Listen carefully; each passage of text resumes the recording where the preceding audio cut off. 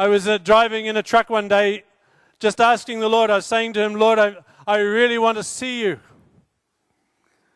I don't know if that ever occurred to you, but there just comes times in your life of extreme hunger to know him more.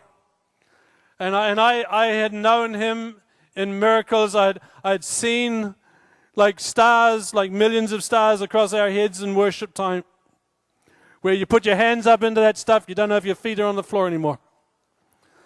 I'd known him speak to me from the Word. I'd heard his voice audibly a couple of times.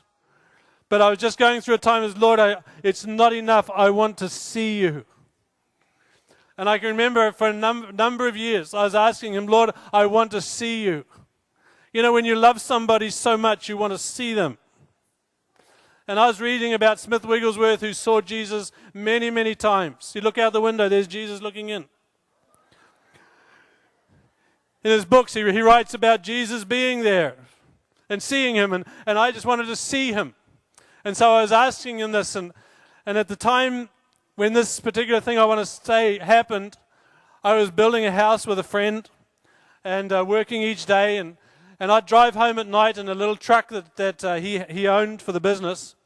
And as I was driving home one night, this hunger again, this tremendous desire to see him. And I can remember just saying to the Lord, Lord, I really want to see you. I want to see you. And as I said that, he spoke to my heart, and he simply said this. He said, you can have whatever you can believe for.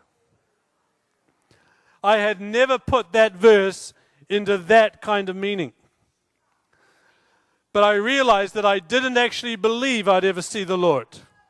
I hoped. I desired, but I didn't really believe. And so I asked his forgiveness at that moment. I said, Lord, I made this step of faith. I said, Lord, I believe that I will see you. Now, I was thinking in the next 5 to 10 years that somewhere along the line he would reveal himself to me. And so I just said, Lord, I believe I will see you. And the moment I said it, his face appeared in the windscreen of the truck, looking at me. And I can tell you, he does have long hair.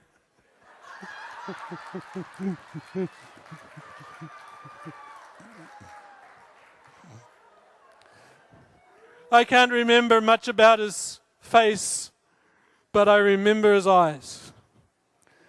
His face was about 3 feet high right outside the windscreen of the truck. I've got no idea how the truck stayed on the road.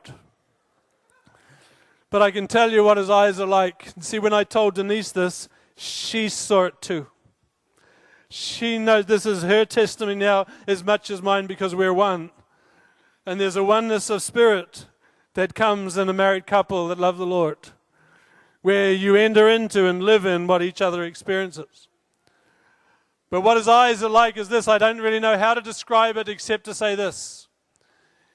In his eyes, I could see there was absolutely no consciousness of himself. He is not self-aware or self-conscious at all. As he looked at me, I realized that I was much more important to him than he was to himself. And I just drove on weeping and weeping and weeping. I've seen him 2 other times since then. I can tell you, when you have experiences like this, many of you will know, anything that is hyped up makes you sick. You want the real thing.